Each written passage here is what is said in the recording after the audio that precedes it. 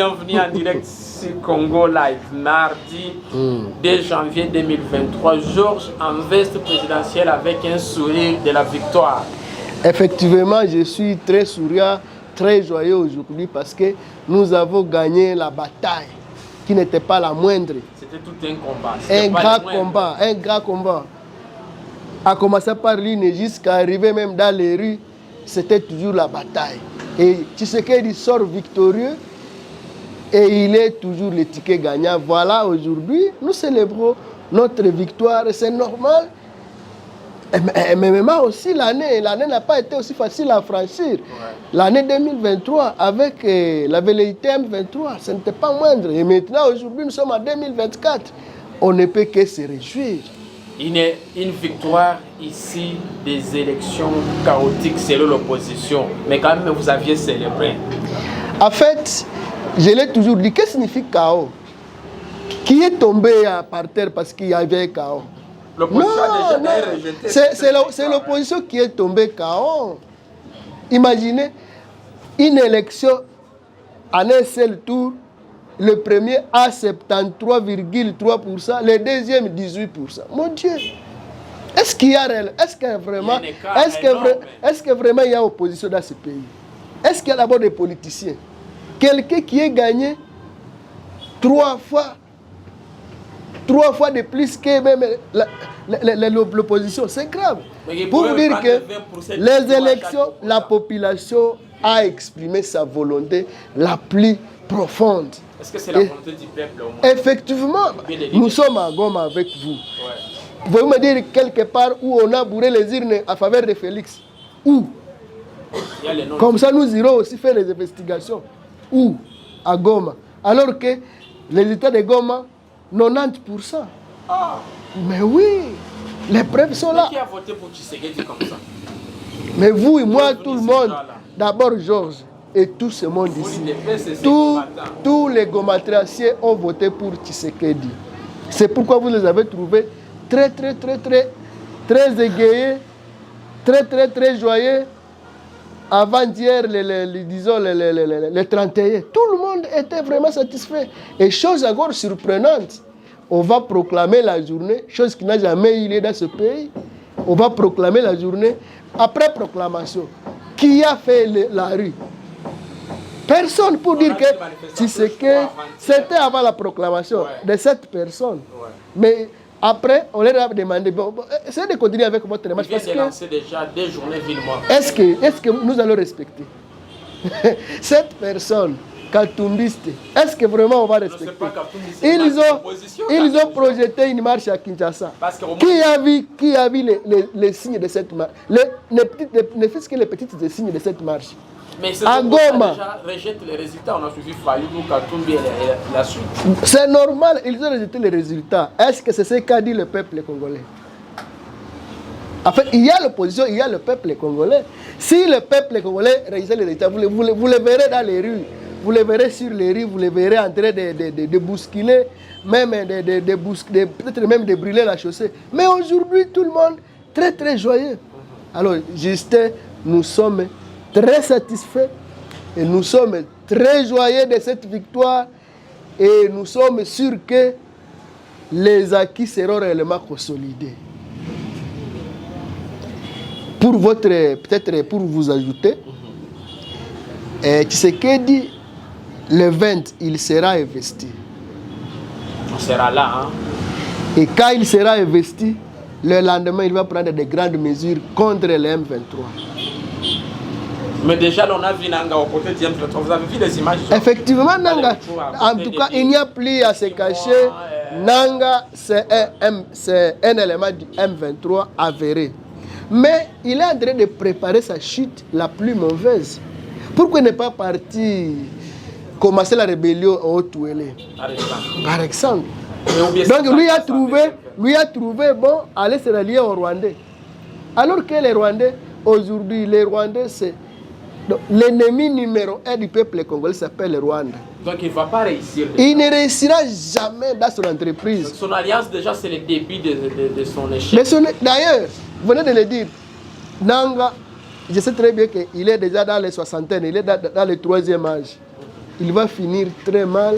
Au lieu de se reposer, il est en train de prendre la cagnotte qui lui avait été payée, les millions qu'il a volés avec Kabila. Mais lui, il va maintenant entreprendre une rébellion, entreprendre une messe noire qui va lui coûter très cher, même à sa famille. Parce que vous savez très bien que son petit frère Christophe Nang, le gouverneur, avait été même interpellé à Kinshasa. Pour des raisons de consultation. Pour des raisons de consultation. Vous savez, la rébellion. Oui, pour des raisons de consultation. Quand la rébellion naît, il y a toujours des problèmes. Dernièrement, à Tanganyika, l'ancien gouverneur Zoé Kabila, à cause de certaines vérités qui se vivaient à Tanganyika, il a été consulté, il n'est plus revenu à Tanganyika. C'est-à-dire la politique, elle est ce qu'elle est. Quand vous l'embrassez, il faut déjà être conséquent. Nanga doit être conséquent de tous ses actes. Vous savez très bien que Christophe Nanga a été élu gouverneur à faveur de Nanga Corneille. C'est pourquoi c'est normal que son petit frère soit consulté. Malheureusement pour Nanga, j'ai vu sa communauté de Wamba, la communauté de Wamba, qu'on appelle les Baboudou. Ils ont contesté la guerre de Nanga. C'est-à-dire Nanga. Ils se sont désolidarisés. Ils se sont désolidarisés de Nanga. Ils ont dit non, cette histoire, nous vraiment, que Nanga d'ailleurs meurt là-bas, nous n'allons même pas l'enterrer ici chez nous. Voilà. Alors, Nanga est en train de... Moi je regrette. C'est pourquoi je vous dis, après notre investiture, nous allons prendre de grandes mesures. Et Nanga est parmi les gens les plus visés. Nous sommes en train aussi de célébrer une nouvelle année que nous venons de commencer aujourd'hui. C'est très bien, c'est bon, c'est bien. C'est une très bonne année aujourd'hui. Mais cette année, le premier défi de l'année, c'est quoi? Tout à fait. Revenons sur la question de Nang. Est-ce que sa présence sonore qui vont, en quelque sorte, ces messages lancés au gouvernement de Kinshasa, parce que s'afficher avec Makenge, avec les 6 mois et toute la suite d'IM23, tous les hauts gradés d'IM23, en quelque sorte, c'est un message lancé au gouvernement de Kinshasa. C'est pour tout simplement vous dire que derrière Nanga, il doit y avoir d'autres qui connivassent avec les M23 Rwanda. D'autres, c'est-à-dire qui sont au Congo. Effectivement. Pourquoi pas peut-être? Parce que qui dit Nanga, Nanga c'est un grand proche à Kabila. Et Kabila lui ne parle pas, on ne peut pas lui coller cette histoire. Qui ne dit mot consent? Il ne parle pas, bien sûr. Mais ça un jour, aussi commence à inquiéter. Un jour, Kabila avec Katumbi ont fait une alliance. Tout ça, ce sont des choses à analyser politiquement. C'est comme un jour Kabila et Tshisekedi ont fait une alliance. Qui est déjà désunie aujourd'hui. Voilà. On a déjà déclaré qu'il n'y a plus mariage. Mais entre Kabila et Katumbi, l'alliance continue. Entre Nanga et Kabila, l'alliance continue. L'ami de mon ami, c'est mon ami. C'est automatique. Nanga. Pour vous dire que Nanga, c'est le premier à envoyer pour aller peut-être chauffer, je ne sais pas quoi, à Rutshuru. Pensez-vous que John Numbi pourra le rejoindre? Les réseaux sociaux le disent comme ça. Mais nous n'allons pas aussi peut-être affirmer ce que nous n'avons jamais vu. Mais Nanga, au moins, il est déjà vu. Il a fait même des réunions à Rutshuru. Il est déjà à Rutshuru. Malheureusement, avec Kagame, c'est regrettable. Kagame est le premier ennemi, c'est lui qui détruit cette république. Et maintenant, un Congolais dira de Nanga, un grand président d'une institution très grande, une grande institution d'appui à la démocratie comme la CENI, et puis maintenant qui part se rallier à un ennemi juré de la population congolaise. C'est très regrettable. Et c'est pourquoi nous sommes unis pour bouter dehors tous ces gens-là. Tshisekedi, après son investiture, il va prendre de grandes décisions. Et la première décision, c'est d'abord bouter dehors les M23. Et moi, j'ai dit, Nanga n'a pas de chance. Parce que même la force de l'EAC arrive avec un seul objectif, d'abord, cantonner de gré ou de force les M23. Maintenant, Nanga va régner où? La SADC, elle est déjà là. Ouais. Elle sera opérationnelle d'ici, je passe, on m'a parlé du 17 janvier, c'est comme si le lundi prochain. Quand elle sera opérationnelle, on commence d'abord à faire quoi? À faire fuir Nanga et toute son équipe. Et maintenant, Nanga va régner comment et où. Il est en train de s'enterrer, il est en train de creuser des fossoyers lui-même, sa tombe, et là où nous allons l'enterrer. Voilà un dossier élection. Je peux retourner là-bas. Dossier élection. Les élections, on a dit que les élections ont été les élections modèles en Afrique. Kadima qui a été l'homme le plus puissant. Mais aussi, une chose qu'il faut souligner, que les médias ou d'autres observateurs n'arrivent pas à soulever. Il faut reconnaître cela que dans l'histoire du Congo, c'est la première fois qu'un chef de l'État soit élu avec un pourcentage élevé comme ça, une septantaine. Tandis, je l'avais déjà dit, il est pour une élection à sens unique, donc à un seul tour. Le président, en Afrique, il est élu démocratiquement avec un score de 73,3. Pas en Afrique, on dit au Congo, parce qu'au Rwanda, parfois on est dans les 90, il y a les 80. J'ai dit non démocratique. Au Rwanda, c'est la démocratie. Ici au Congo, c'est la démocratie la plus. Réellement, le modèle même de la démocratie en Afrique. Mais au Rwanda, est-ce qu'on peut parler de la démocratie au Rwanda? Non, il n'y en aura jamais. Là, c'est la dictature. Là, je dirais peut-être c'est d'ailleurs presque une monarchie. On n'a jamais appelé Kagame presque une monarchie. Quand nous suivons des médias. Non, suivez. Même dernièrement, la justice anglaise a dit que le Rwanda n'est pas un modèle à suivre pour amener des réfugiés là-bas. En matière de droits de l'homme. Voilà, c'est-à-dire, là où il n'y a pas de droits de l'homme, il n'y a pas de démocratie. Et vous voulez moi dire que bon, en Rwanda, il y a démocratie. Quelle démocratie? Où est-ce que vous avez déjà vu là où on a fait les élections qu'avec un seul candidat? Mobutu nous faisait de telles histoires aussi dans le passé. Il vous dit, je suis candidat unique, vous venez voter. Est-ce qu'avec un candidat unique, on peut encore voter? C'est ce qui se passe souvent au Rwanda. Mais en RDC, vous avez vu 26 candidats. Mais le premier, il a été le premier. Kadima était clair.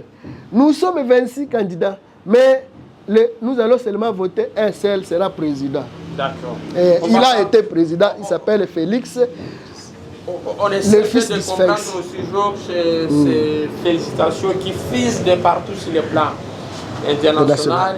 Au moins déjà 15 pays africains déjà qui se sont déjà prononcés, notamment le Kenya, le Burundi, l'Angola, l'Afrique d'ici, et pour ne citer que c'est là, la Tanzanie, même chose. Qu'est-ce qui explique cela là? C'est-à-dire, Félix, c'est un modèle à suivre. C'est quelqu'un réellement qui inspire toute l'Afrique. Imaginez, ce sont des félicitations, ne fût-ce que pour la proclamation provisoire. Mais qu'adviendra-t-il pour la proclamation définitive? Donc là, vous comprenez que réellement, c'est un président légitime qui est réellement accepté et respecté par toute l'Afrique. Et il a dit lui-même, moi je suis un grand panafricaniste. Et j'aime l'Afrique parce que c'est mon berceau, c'est là que je suis né. Je n'ai qu'une seule patrie, l'Afrique et la RDC. Et quand c'est quelqu'un qui réellement défend les intérêts de l'Afrique, il ne peut qu'aussi être accepté par l'Afrique elle-même. Mais jusque-là, les Rwandais ne sont pas encore prononcés. Est-ce que les Rwandais ont toujours été... C'est les voisins quand même qui a toujours été, je dirais, la marionnette la plus mauvaise de l'Occident. Mais alors je ne saurais pas être dans son esprit pour dire qu'il doit féliciter. Vous allez recevoir ces félicitations? Mais bon, on ne refuse jamais des félicitations. Mais est-ce que d'abord il peut les faire avec la bonne foi? Mais c'est un voisin quand même, aussi il est voisin. Et qu'est-ce qui l'empêche? Maintenant, qu'est-ce qui l'empêche de ne pas féliciter? Il va les faire. Je ne sais pas. Bon, ça n'engage que lui là-bas avec Nanga. 6 minutes qui nous restent, on va en parler. Il faut rappeler 2014, 2 janvier 2014, 2 janvier 2024. Mamadou. Déjà qui mourait, le colonel Mamadou. Quel souvenir que vous gardez pour ça? Mamadou Ndala. D'ailleurs, pour votre information, j'ai eu un grand rêve être ensemble moi avec Mamadou. Ah, Georges. Oui, en tout cas, Mamadou, c'est aussi mon inspiration. Ah. Oui, c'est un héros. Dites-nous, qu'est-ce que vous gardez de lui? C'est un héros. Je garde de lui de grands souvenirs.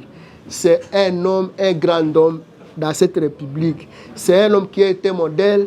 C'est quelqu'un que nous saluons beaucoup parce qu'il a rejeté la traîtrise. Vous savez, la semaine passée, nous avons assisté à des gens qui sont arrêtés, des officiers aussi arrêtés, qui étaient des officiers comme Mamadou, mais qui sont arrêtés pour des raisons de traîtrise, pour des raisons de trahison. Mais Mamadou ne l'a jamais été. Il a défendu la patrie et aujourd'hui, vraiment, c'est quelqu'un que nous plairons même aujourd'hui. Et s'il faut revenir sur l'interpellation, bien sûr, du général Bruno Penzo, commandant de la 34e région militaire interpellé à Kinshasa, accusé d'avoir collaboré avec les rebelles FDLR et la trahison et pour détournement des munitions, des effets, des matériels, tout ça. Est-ce que cette thèse est vraie? Parce qu'on a vu un général aussi, un brave général. Et d'ailleurs, grâce à lui, on a vu que Goma respire aujourd'hui la sécurité, grâce à sa task force qu'il avait lancée. Vous voulez me dépistonner de Mamadou pour aller vers... Non, on va y revenir. Pour aller vers Penzo. Vraiment, en fait, Justin, la politique, elle est ce qu'elle est, et surtout la sécurité. Vous savez, vous pouvez sembler être un homme droit, mais dans vos internes, vous êtes l'ennemi numéro 1, peut-être. C'est pourquoi il y a toujours ce qu'on appelle le contre-espionnage. Je ne crois pas qu'on puisse arrêter tout un général commandant région gratuitement. Non, non. Il y a toujours anguille sous roche. On ne peut pas arrêter quelqu'un comme ça gratuitement. Encore sous le règne, c'est ce qu'il dit. Je ne passe pas. D'accord. Oui, Penzo doit avoir trempé dans les bavures. Et s'il s'avérait qu'il est innocent, il va s'innocenter. D'accord. C'est vous qui le dites toujours. Oui. Départ de Mamadou 10 ans après, est-ce que vous sentez son absence? Il y a un vide également. En tout cas, sur le point militaire, il y a quand même quelque chose qui nous manque. Parce que quand je parle de Penzo, je parle de Yave et les autres qui ont été arrêtés, Mamadou l'a pas été. Il ne l'a pas été.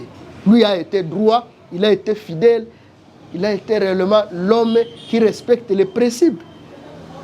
Malheureusement, on l'a abattu parce que le monde est jaloux, le monde est méchant, à cause de la bravoure, à cause de la défense de la cause nationale, de la patrie. Il a été abattu sauvagement et il est mort comme ça. Alors nous le plairons aujourd'hui. Non. Mamadou, en tout cas, Mamadou est la personne inoubliable. Même nos enfants qui ne l'ont même pas vécu. Quand vous parlez de Mamadou... Politiquement, on ne parle pas de lui comme d'autres. Vous savez d'abord, Mamadou, c'était un militaire. Et un militaire ne peut pas être célébré politiquement comme un politicien. Il est un militaire, mais je sais très bien que dans les rangs des militaires, il y a une fête aujourd'hui en mémoire de Mamadou. Ça, je sais. Mais comme nous sommes politiques, nous ne pouvons pas aussi festoyer pour un militaire. Mais au moins, c'est un militaire qui est mort sur le front. Il est brave, il est au même rang que, je peux le dire, général de Gaulle, par exemple, la France, qui a été vraiment un général qui a défendu la cause française. Mamadou l'a été aussi chez nous. Mamadou a fait agenouiller les Rwandais. Il a même agenouillé les ADF. Et à cause de cela, comme le pays était déjà sous l'emprise du complot, on n'a pas voulu, on ne l'a pas aimé comme ça. Mais au moins Mamadou, c'est un homme, un modèle à suivre. C'est un modèle que nous devons aussi imiter. Surtout, j'interpelle les militaires, surtout nos frères les Wazalendou. Vous devez imiter le modèle de Mamadou. Vous devez être comme Mamadou. Mamadou a été soldat du peuple, un soldat de la nation congolaise. Et aujourd'hui, nous commémorons ces 10 ans, si pas 9 ans, 10 ans de sa disparition. C'est quelqu'un qui est inoubliable. Les autres sont morts à sa date. Mais ils n'ont jamais été peut-être